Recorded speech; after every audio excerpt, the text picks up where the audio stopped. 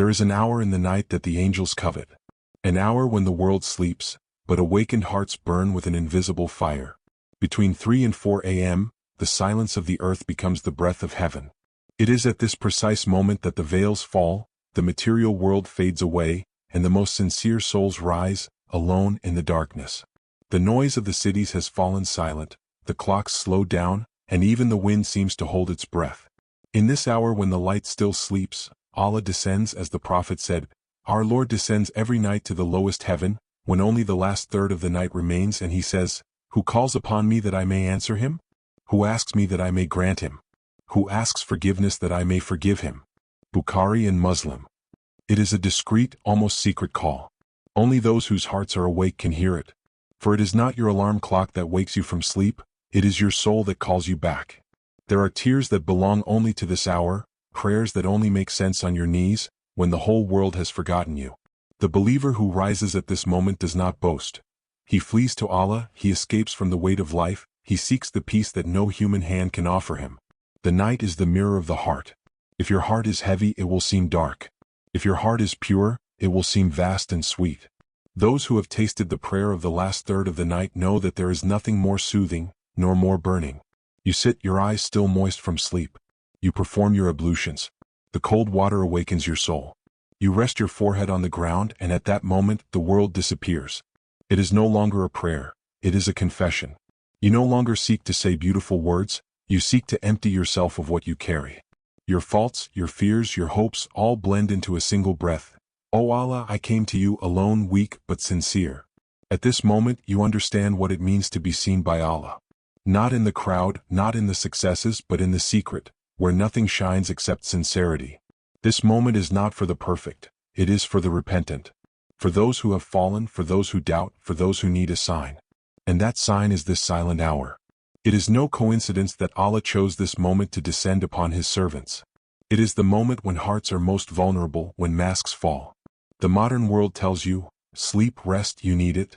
But your soul whispers, get up, this is where your destiny is written. Those who rise at this hour do not seek the riches of the world, they seek the riches of the heart.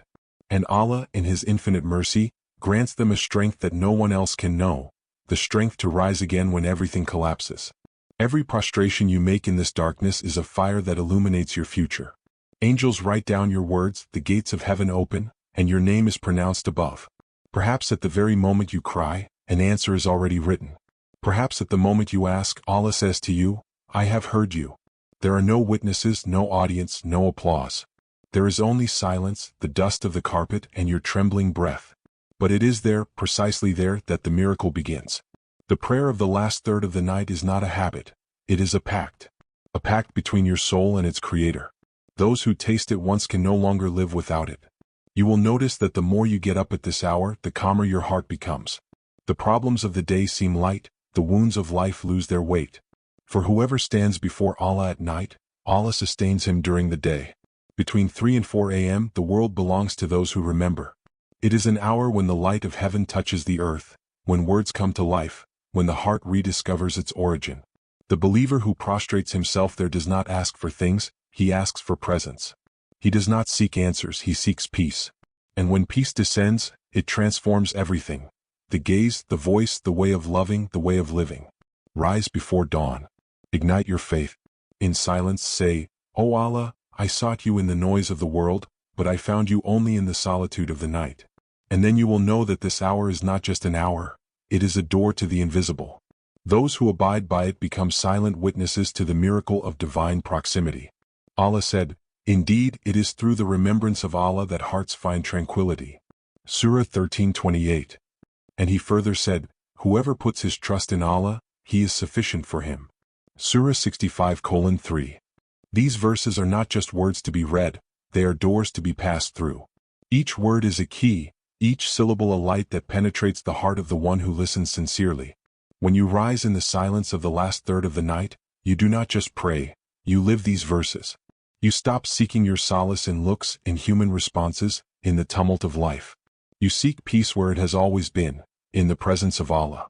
The tranquility spoken of in the Quran is not a passing emotion. It is a stability that nothing can shake, a root planted in faith. When your heart remembers its Lord, it ceases to tremble. Even if the whole world collapses, even if pain gnaws at you, you feel a gentle, discreet, but indestructible strength. This is Sakina, the peace that descends from the sky like an invisible breeze, calming inner storms. It is not found in the words of men, but in the word of Allah. Ibn Qayyim said, "In the heart there is a void that nothing can fill except Allah. And you know it deep down. You've looked for it in success, in people, in pleasures, in the promises of the world. But nothing holds. Nothing lasts. Because this emptiness is not a flaw, it's an invitation. Allah placed it in you so that you would seek Him, so that you would return to Him. And when you sit in the night, alone, with your eyes open in the darkness, this emptiness begins to speak. It says, remember. Dhikr is not a mechanical repetition. It is a breath. Each subnalahis a deliverance. Every alhamdulillahis a return. Each Allahu Akbar is an ascension. When your tongue speaks His name in silence, the spiritual world awakens around you. Angels bend down to listen. The gates of heaven open and calm descends upon your heart. Al-Ghazali said, the secret of the night is that it reveals the sincerity of the soul. Indeed, it is in the dark that the inner light is best seen. Every verse of the Quran is a wave. When you recite it between 3 and 4 a.m., it doesn't just come out of your mouth, it passes through your being.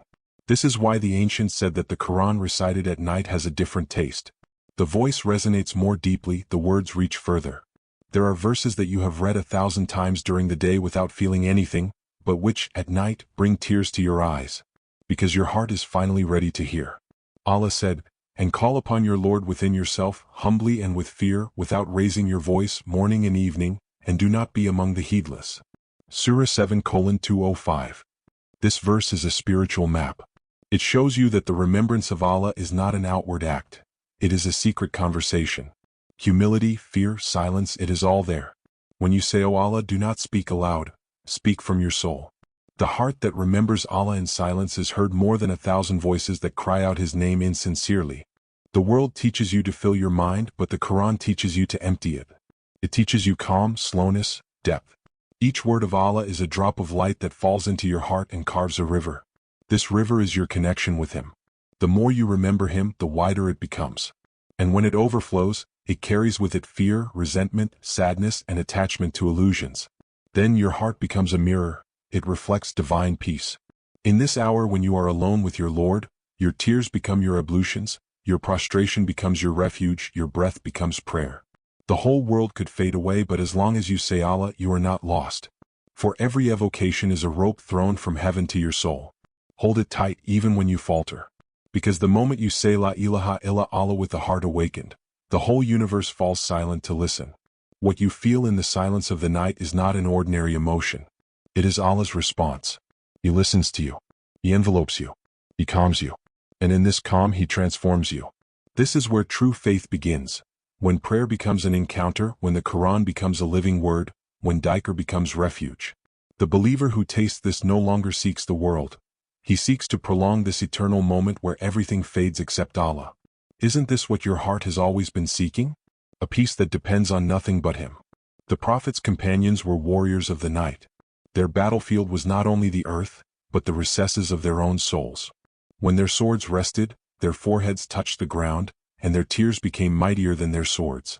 Umar ibn al-Khattaab anhu, whose voice made tyrants tremble, stood alone in prayer in the last third of the night, weeping so loudly that his neighbors heard his sobs. He who made empires bend, bowed before his Lord like a humble child, imploring His mercy.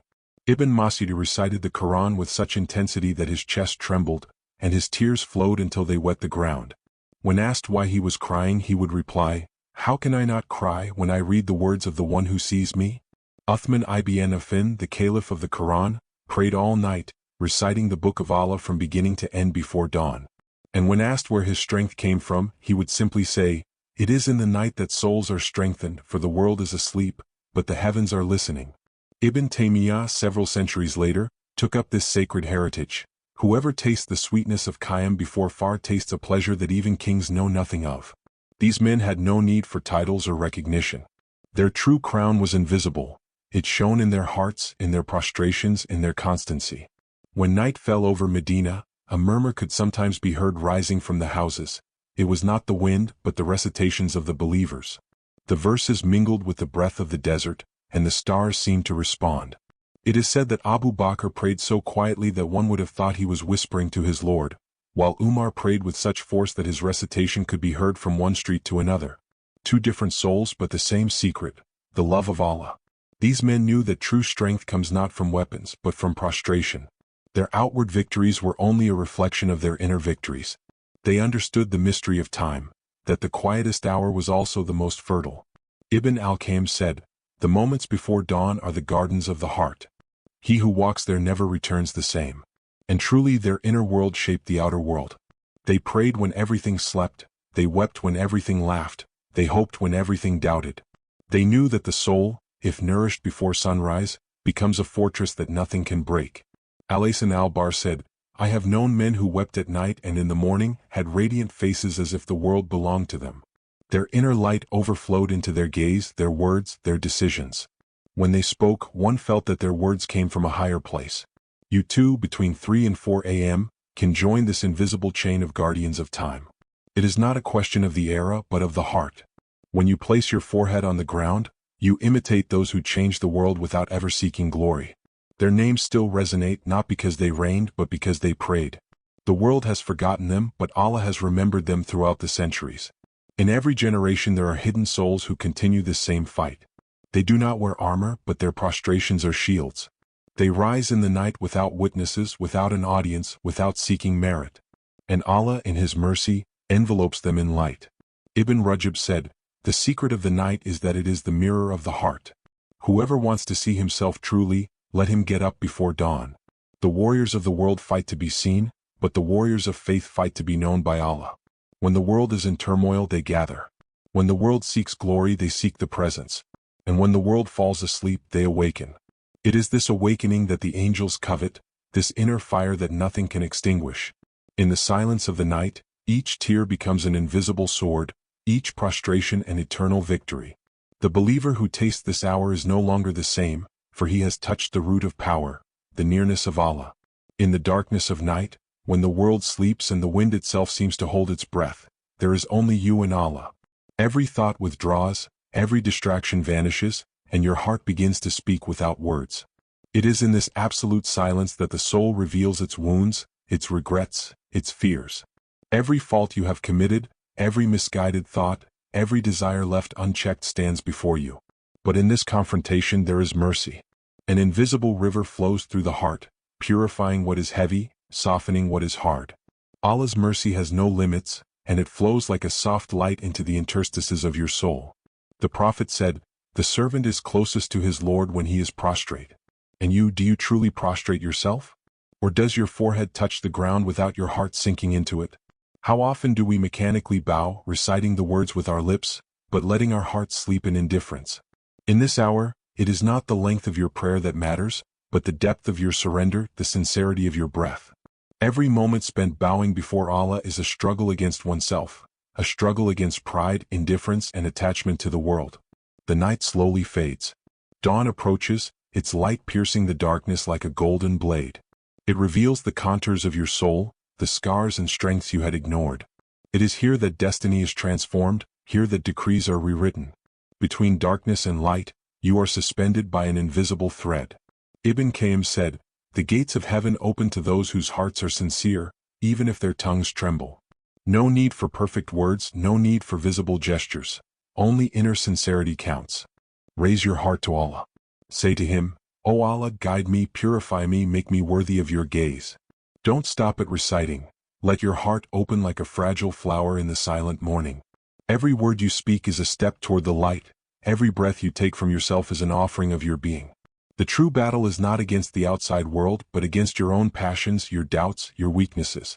In this battle, silence becomes your ally, solitude your master, and dhikr your most powerful weapon. Ask yourself this question. What would you do if your faith depended on a single act today? Are you willing to sacrifice sleep, comfort, and complacency for a peace that lasts beyond this world? If Allah called you now, what would He find in your heart? Regrets, useless desires, or an awakened soul ready to bow before Him? Every prostration is a silent declaration. I belong to you, Lord, without reserve, without condition. Every tear shed in the darkness is an offering more precious than all the riches of this world. The inner struggle is not limited to this precise moment of the night. It extends into every thought, every action, every breath. It is the constant vigilance of the heart, the permanent attention of the soul. But this particular hour between 3 o'clock and 4 a.m. becomes a key to penetrate the invisible doors, to touch the source of tranquility and strength. In this solitude, you realize that the trials of the day become lighter, the pains more bearable, and the decisions more just. Do not let this hour pass without having engraved your name in the light of prayer. The night is a blank page, and your presence is the ink that writes your spiritual destiny. Even if sleep calls you, even if your body protests, stand firm. For those who persist in waking for Allah find strength that the world cannot offer. The Prophet said, "The night is divided into 3 parts. One part belongs to Allah, one part to the soul, and one part to the devil. If you grasp the part that belongs to Allah, your soul is purified and the devil is driven away." Every minute spent in this closeness is a silent triumph, a moment when eternity touches the temporary. In the stillness of the last third of the night, anything is possible. Regrets can turn into repentance, hardened hearts into tenderness, lost souls into light. You need only yourself and your Lord. The whispers of the world no longer have power here. Worries evaporate in the cold morning air. Every breath becomes a dhikr, every movement a prayer, every heartbeat a testimony of your sincerity. And then, when the morning light breaks the horizon, your soul is reborn. Not as before, but transformed, purified, armed with the certainty that true power is invisible, that true triumph is within. The inner struggle continues, but now you know that you are never alone. In every prostration, in every sincere breath, Allah is there, and you, awake, walk towards Him, closer than ever, into the night and beyond.